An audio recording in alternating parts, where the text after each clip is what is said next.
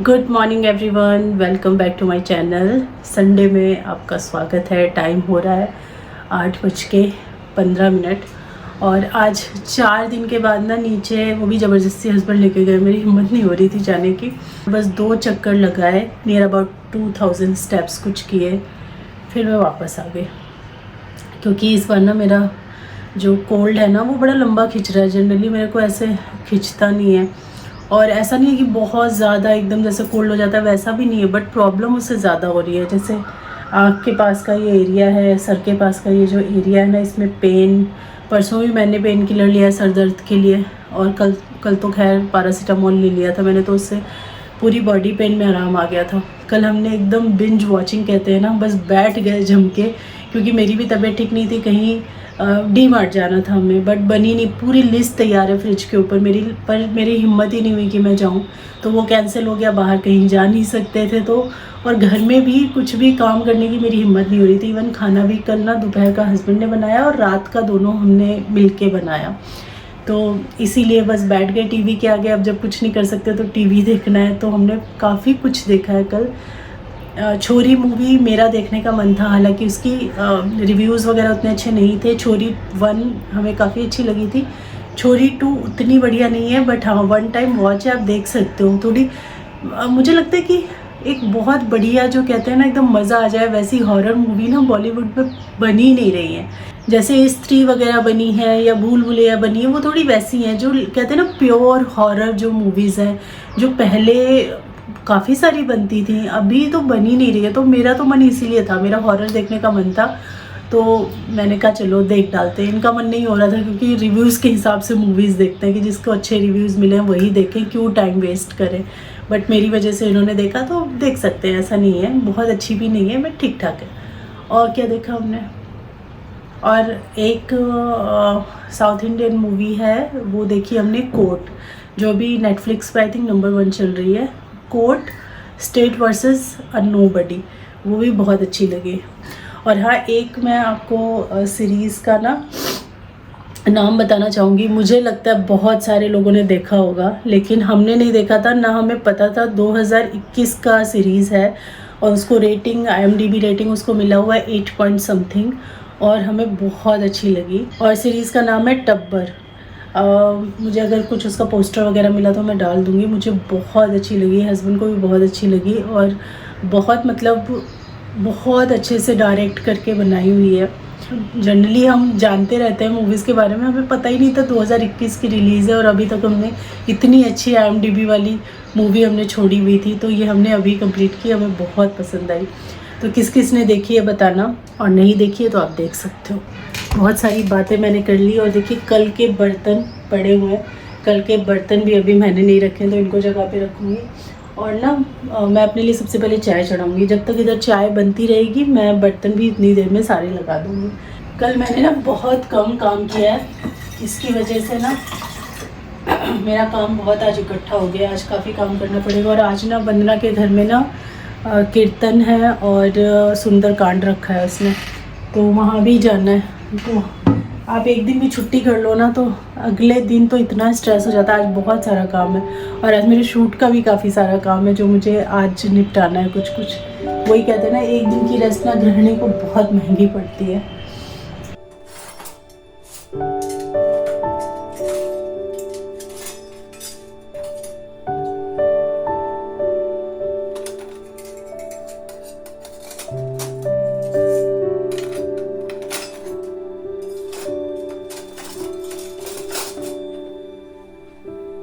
Dust pollution और ये सन हमारे स्किन को ना टैन करके छोड़ देता है।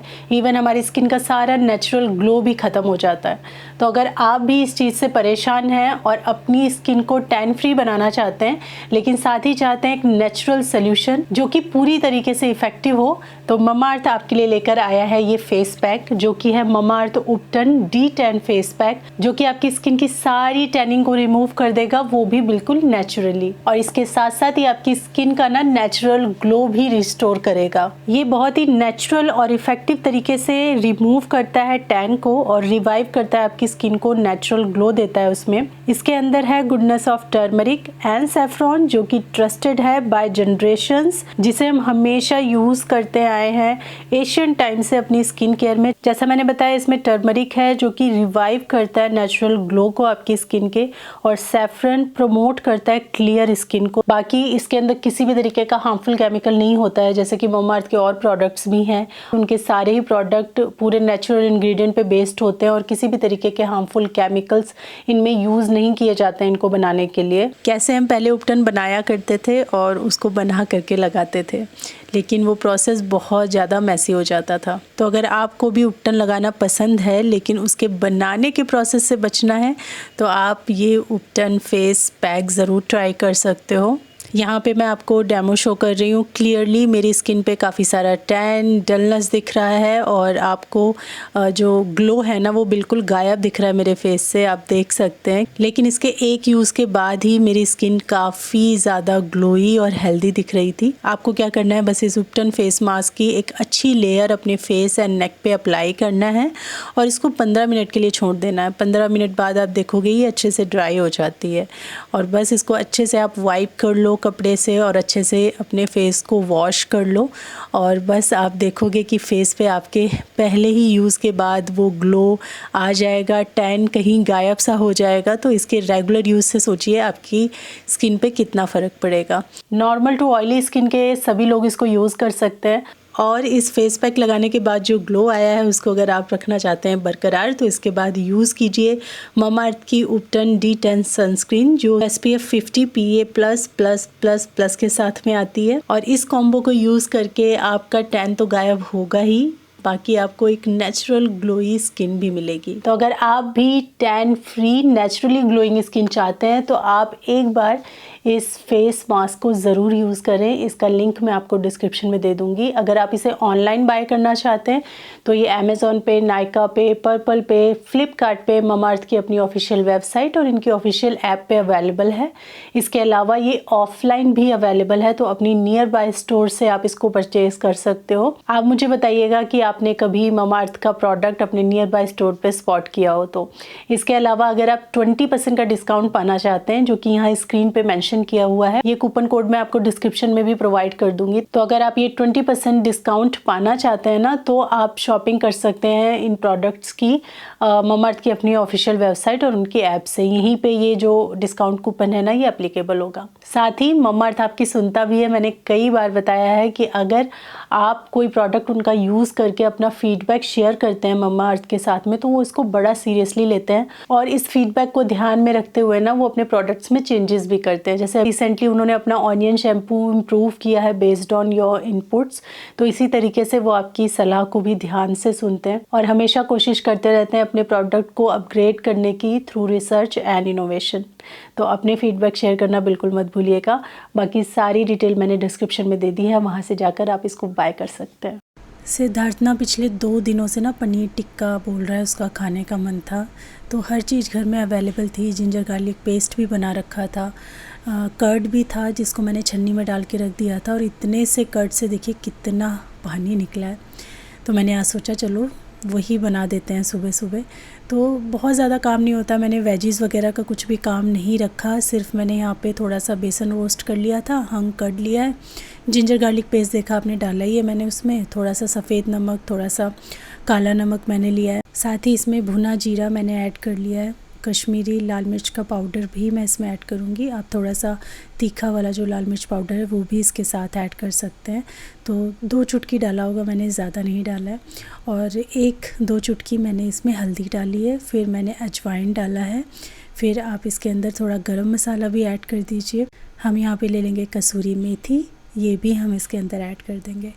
अभी सारी चीज़ों को अच्छे से आपको मिक्स करना है। तो अगर आप वेजीज़ वगैरह इसमें डालते हैं ना, जैसे प्याज, शिमला मिर्च हो गया वो सब, तो वो भी आप कट करके डाल सकते हैं। शिमला मिर्च घर में थी नहीं, प्याज से सिद्धार्थ को कुछ मतलब नहीं रहता है, तो मैंने कहा अरे क्यों ताम झाम करना, कुछ नहीं डालती हूँ। अब सीधा मैं इसमें पनीर ही डाल दूँगी। और इसमें ना तेल ज़रूर पड़ता है, कच्चा सरसों का तेल, उससे बहुत अच्छा स्मोकी सा फ्लेवर आता है, तो वो भी मैंने इसमें डाल दिया है। फिर ना पनीर को डाल करके 10 मिनट तक मैंने छोड़ दिया था इसको मैरिनेट करने के लिए। और उसके बाद फिर मैंने जो मेरा एयर फ्रायर है उसके अंदर मैंने इसको 15 मिनट के लिए 180 डिग्री सेल्सियस पे एयर फ्राई कर लिया था। आप चाहे कितना भी तबीयत वगैरह ख़राब हो, लेकिन कुछ कुछ काम तो आप करते ही रहते हो ना। और थोड़ा सा मंडे का टेंशन भी रहता है कि भाई मंडे से फिर से वीक शुरू होगा, स्कूल शुरू होगा, तो कैसे हम मैनेज करेंगे। तो मैंने ना यहाँ पे उसका डोसा का बैटर जो है उसके लिए सारी तैयारी कल यानी सैटरडे को करके रख दी थी। अच्छे से ये भीग गया है तो मैंने इसको पीस लिया है और पीस करके मैं रख दूँगी 6-7 घंटे के लिए, अच्छे से ये फर्मेंट हो जाएगा। तो ये बैटर रहता है ना, एक तो गर्मियों में फर्मेंटेड फूड खाना अच्छा होता है हमारी गट हेल्थ के लिए। तो ये बैटर तो मुझे लगता है हमेशा होना चाहिए। कभी इडली बना लो, कभी डोसा बना लो, कभी उत्पम बना लो, फ्राइड इडली बच्चों को बना के दे दो, मिनी इडलीस बना के दे दो, तो बहुत अच्छा रहता है। तो ये तो अब मैं रखूँगी, कभी कभी मिलेट का, कभी कभी राइस का, ये मैं रखूँगी। तो ये मैंने रख दिया फर्मेंट होने के लिए। तो मेरा वीक का ये एक तैयारी हो गया है। दूसरा यहाँ पे फटाफट मैंने रोटियां बना ली हैं और मेरा जो पनीर टिक्का है वो भी ऑलमोस्ट जो है ग्रिल होके तैयार हो चुका है। तो थोड़ी पतली पतली करके मैंने रोटियां बनाई थी पनीर टिक्का के साथ। जैसे रुमाली रोटी अच्छी लगती है ना, तो घर की रोटी अगर खा रहे हैं तो थोड़ा पतली करके बनाओ तो बहुत अच्छा टेस्ट आता है। साथ ही ग्रीन चटनी बनाई थी। तो ये हमारा ब्रेकफास्ट था सभी लोगों का। और उसके बाद जैसा मैंने बताया, वंदना के घर आज था सुंदरकांड और उसके बाद कीर्तन था, तो फिर हम वहाँ पहुँच गए और थोड़ी थोड़ी क्लिप्स मैंने यहाँ की ली हैं। बहुत अच्छा सुंदरकांड हुआ, बहुत अच्छा कीर्तन हुआ।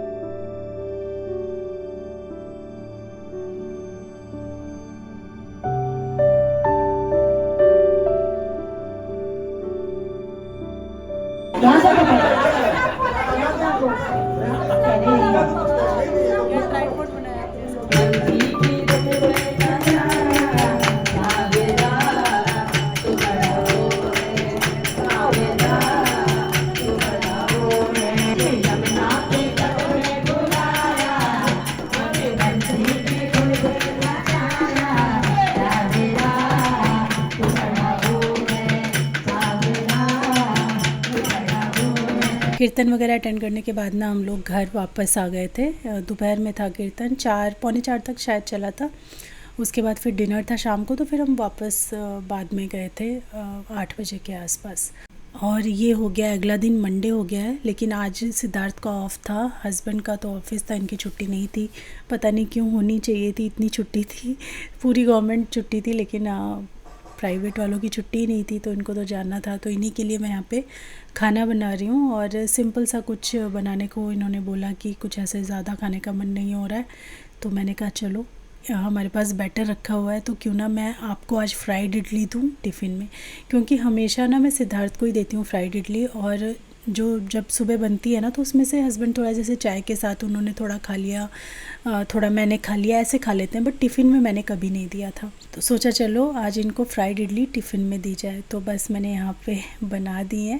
और ये 2 बैच में मुझे बनानी पड़ी, क्योंकि मेरे पास जो इडली स्टीमर है ना उसमें 2 प्लेट्स हैं बस ये इडली बनाने के लिए। तो 2 प्लेट्स में जितनी भी इडली बनी थी वो सारी इडली का मैंने बना करके और इनको दे दिया ऑफ़िस के लिए। तो बाद में फिर मैंने 2 प्लेट्स में इडली को स्टीम किया और फिर उनका अलग से मैंने बाद में फिर उनको फ्राई किया था। तो वो मेरा ब्रेकफास्ट, सिद्धार्थ का ब्रेकफास्ट ये हो गया था।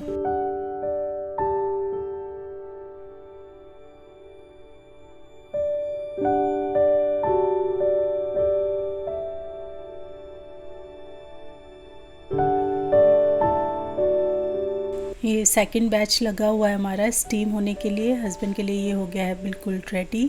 और इसके साथ साथ ना मैं तैयारी कर रही थी क्योंकि बहुत कुछ हैवी नहीं बनाना पड़ा। इडली स्टीम करके उसको फ्राई करना ना बहुत ज़्यादा मुश्किल नहीं होता है, बहुत ज़्यादा समय नहीं लगता है। तो मुझे लगा कि सुबह सुबह कुछ और किचन में करना चाहिए।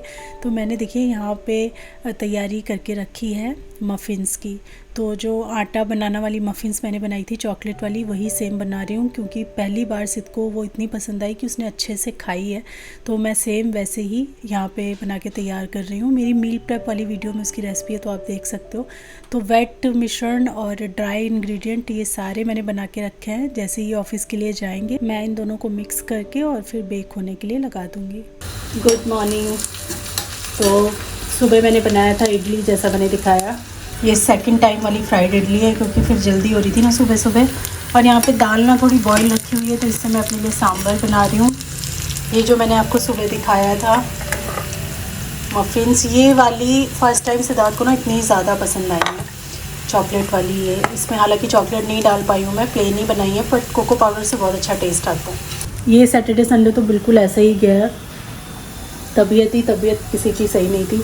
मुझे कोल्ड कफ हुआ, हस्बैंड को भी हो गया कोल्ड कफ, तो हम लोग उसी में परेशान रह गए। कल वंदना के घर फिर हम लोग ना दोबारा डिनर पे गए थे। रात में पूजा दोपहर में थी, फिर रात में गए थे डिनर पे। वहाँ से हम सीधा चले गए थे सब्जियां लाने, कुछ भी सब्जियां नहीं थी। और ये फिर कल मैं रख भी नहीं पाई, ऐसे ही मैंने छोड़ दिया इसको। अभी बस मैं सब्जियां रखूँगी। समर्स में ना चाहे फ्रिज में भी सब्जियां क्यों ना रखूँ, लेकिन जितना दिनों तक सब्जियां फ्रेश रहती हैं और टिकती हैं विंटर्स में, उतनी देर ना फ्रिज में समर्स में नहीं टिकती हैं। बेशक वो उसी टेम्परेचर पे हैं, बट दिक्कत तो होती है। तो देख रही थी मैं सब्ज़ी ठीक से उतना फ्रेश नहीं रह पा रही थी। तो भाई समर्स में ना थोड़ा तरीका बदलना पड़ता है सब्जियों को स्टोर करने का। तो आज मैं कैसे समर्स में अपनी सारी वेजीज, चाहे वो लीफी वेजिटेबल्स हों या और अदर वेजिटेबल्स हों, उनको कैसे मैं स्टोर करती हूँ वो मैं आपके साथ शेयर करने वाली हूँ। तो सबसे पहले सारी वेजीज़ एंड सारे फ्रूट्स मैंने यहाँ पे निकाल के रख लिए हैं। अच्छा, पॉलीथीन के बारे में कई बार मेरे पास कमेंट आता है, तो क्या करें, सब जगह पॉलीथीन में ही मिलता है। और अगर एक साथ डलवा लो ना, कई बार कोशिश करी कि एक साथ बैग में सारी चीज़ें डलवा लें, तो सेग्रीगेट करने में बड़ी मुश्किल होती है। और फिर क्या होता है ना कि चीज़ें सारी मिक्स हो जाती हैं, जैसे भिंडी, मिर्ची, बीन्स, इनको चुनना बड़ा मुश्किल हो जाता है। तो अलग अलग थैले लेके जाना और वैसे करना पॉसिबल नहीं हो पाता है। और वैसे भी मुझे लगता है कि पॉलीथीन अब किस चीज़ से बची हुई है, दूध, चीनी, पत्ती, सारी की सारी ग्रॉसरीज, सारे के सारे मसाले, सब कुछ आता है आपका पॉली बैग में ही तो आता है ना। तो जैसे हम उनको सेफली डिस्कार्ड करते हैं, अलग से डिस्कार्ड करते हैं, वैसे हम ये पॉलीथीन भी कर सकते हैं। तो मैं इनको कभी ऐसे ही कूड़े में नहीं थ्रो कर देती हूँ।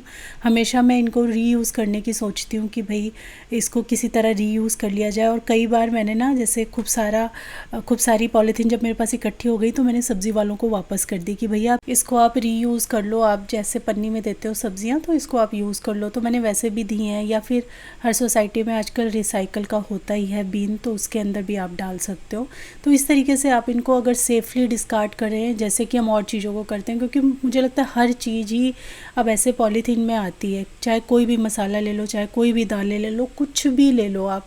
इवन अगर ऑनलाइन आप सब्जियां मंगाते हो ना, तो वो भी तो पॉलीथीन में सारी रैप होके आती हैं। तो कितना आप सिर्फ इसी चीज़ को ना बोल के काम तो नहीं चलेगा ना।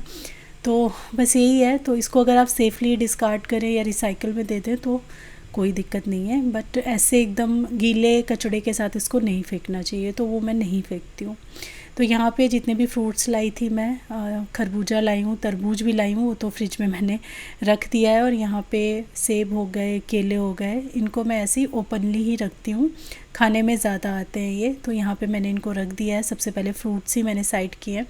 फिर यहाँ पे ये मेरे पास जो बॉक्सेस हैं ना, इनका लिंक मैं दे दूँगी, यहाँ टैग भी कर दूँगी और डिस्क्रिप्शन में भी आपको मिल जाएगा। ये ऐसे बॉक्सेस बहुत काम आते हैं, जैसे कि मोटी जो सब्जियां हैं, लाइक बीन्स हो गई, शिमला मिर्च हो गया, टमाटर हो गए, मिर्ची हो गई, इस टाइप की जो थोड़ी मोटी मोटी सब्जियां हैं, उनको आप इन बॉक्सेस में करके रखो। बड़े दिनों तक ये एकदम फ्रेश रहते हैं। और जो एक्स्ट्रा मॉइस्चर होता है ना, तो इसमें जाली टाइप की है नीचे, तो नीचे सारा सेटल डाउन हो जाता है। आप चाहो तो इसमें पेपर भी लगा सकते हो, बट उतनी ज़रूरत पड़ती नहीं है। तो मैंने यहाँ पे भिंडी रख दी है, फिर परवल रख दिए हैं, साथ ही ये नींबू लाई थी मैं, और नींबू के साथ में ये जो मिर्च है ना, हाफ़ मिर्च मैं रख रही हूँ बिना धुली ही, और आधी मिर्च जो मैंने बचाई है ना उनको वॉश करके, फिर मेरे पास जो वो तड़का वाला लिया ना, कंपार्टमेंट वाला जो मैंने बॉक्स लिया है, वो मैं उसके अंदर वॉश करके रखती हूँ चीज़ें। तो आधी मिर्ची मैं उसमें रख लूँगी ताकि वो फटाफट मेरी यूज़ आ जाए। शिमला मिर्च भी मैंने ऐसे ही यहाँ पे अरेंज कर दी हैं। तो एक डब्बे में पूरी नहीं आई शिमला मिर्च, तो दूसरे डब्बे में डाली हैं, और इसके साथ साथ मैं जो रेड शिमला मिर्च और येलो वाली वो लेकर आई थी वो भी मैं साथ में ही प्लेस कर दूँगी।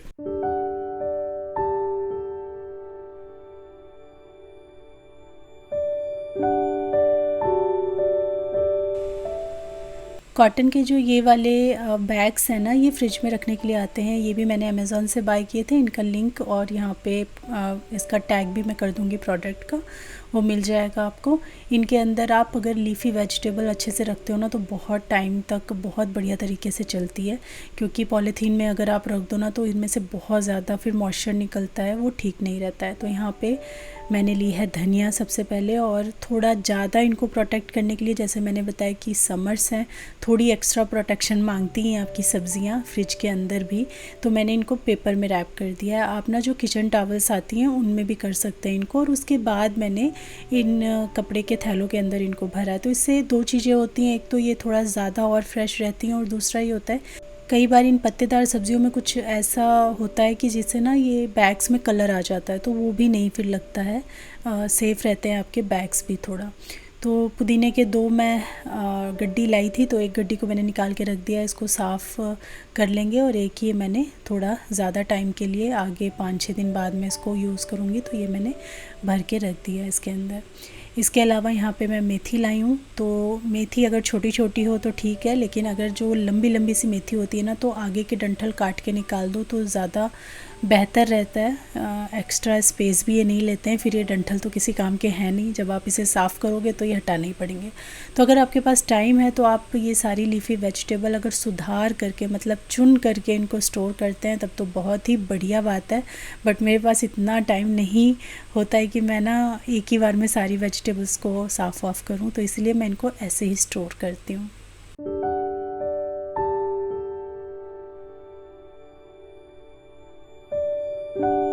ये है लाल साग, और ये बहुत खाया जाता है बिहार में, तो बहुत ही खाया जाता है और बहुत टेस्टी भी लगता है। तो इसको भी मैं पहले पेपर में डालूँगी, और उसके बाद मैं इसको बैग में रखती, लेकिन फिर मैंने चेक किया तो ना इतना बड़ा बैग था नहीं, तो मैंने सोचा चलो इसको पेपर में ही लपेट के रख देते हैं। वो इसलिए क्योंकि इसको मुझे बस 1-2 दिन में ही यूज़ करना है, जितना फ्रेश इसको यूज़ करूँगी उतना अच्छा रहेगा।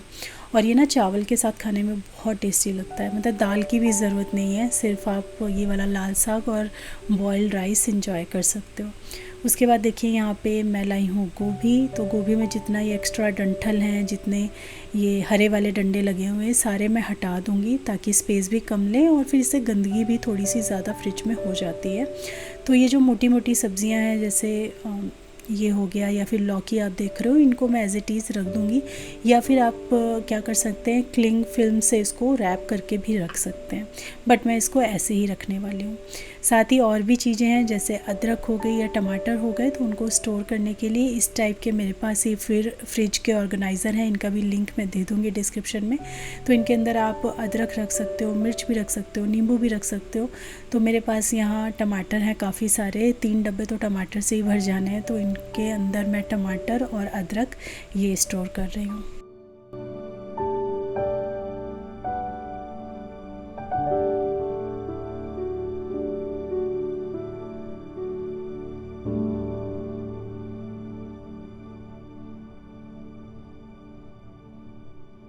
जब सारी चीज़ों को यहाँ पे मैंने अच्छे से रैप कर लिया, स्टोर कर दिया, तो उसके बाद फ्रिज में बारी आती है इनको रखने की।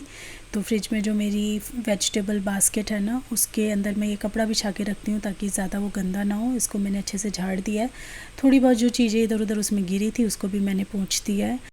और बस चलिए ऑर्गेनाइज़ कर देते हैं। तो जितनी भी लीफी वेजिटेबल्स हैं उनके बैग्स मैं एक साइड रख रही हूँ ताकि मुझे पता रहे कि कितनी चीज़ें हैं मेरे पास। और सबसे पहले जो मुझे यूज़ करना है, यानी लाल साग, उसको मैंने सबसे ऊपर रखा है। मैं थोड़ी भुलक्कड़ हूँ ना, तो इसलिए मुझे ये थोड़े इंतज़ाम करने पड़ते हैं ताकि मुझे चीज़ें याद रहें। फिर मैंने टमाटर के 2 डब्बे इसके अंदर रखे हैं और साथ ही अदरक भी रख दिया है, क्योंकि मेरे पास ऊपर अदरक मेरा जो वो तड़के वाला बॉक्स है उसके अंदर है अभी, तो अभी मुझे ज़रूरत नहीं है। इससे मैंने एक बाउंड्री क्रिएट किया और फिर इस साइड मैंने अपनी गोभी हो गई और लौकी हो गई, ये सब रखा है। बाकी जितने बॉक्सेस मैंने फ़िल किए थे उनको मैं इस वाले जो सेक्शन है इसमें लगा देती हूँ। इसके अंदर मेरा दही का पॉट रखा हुआ है और साथ ही और जो बच जाते हैं वो ऊपर में रख देती हूँ। तो इस तरीके से पूरा फ्रिज अच्छे से ऑर्गेनाइज रहता है। वेजिटेबल्स भी जो हैं वो आपकी अच्छे से फ्रेश रहती हैं। 1 वीक तो एकदम ही फ्रेश रहती हैं, उसके बाद थोड़ा गड़बड़ होना शुरू होता है। तो 1 वीक से ज़्यादा की ये सब्ज़ियाँ हैं भी नहीं, 1 वीक में ही आराम से ख़त्म हो जाएंगी। यहाँ पे टमाटर का एक जो डब्बा है मैंने ऊपर की तरफ रखा है ताकि ये विजिबल रहे, तो जैसे ही मुझे जल्दी से टमाटर का ज़रूरत लगेगी तो फटाफट मैं यहाँ से निकाल लूँगी और ये खाली हो जाएगा तो फिर दूसरा डब्बा मैं नीचे से निकाल के ऊपर रख दूँगी। तो इस तरीके से हमारा ये सारा फ्रिज अच्छे से ऑर्गेनाइज हो गया है। होपफुली आप लोगों को आज की वीडियो अच्छी लगी होगी। तो आज की वीडियो में यहीं पे एंड करती हूँ। अगर अच्छी लगी है तो लाइक ज़रूर कीजिएगा। मैं मिलती हूँ आपसे अपनी नेक्स्ट वीडियो में। तब तक के लिए thanks for watching. Take care, bye bye.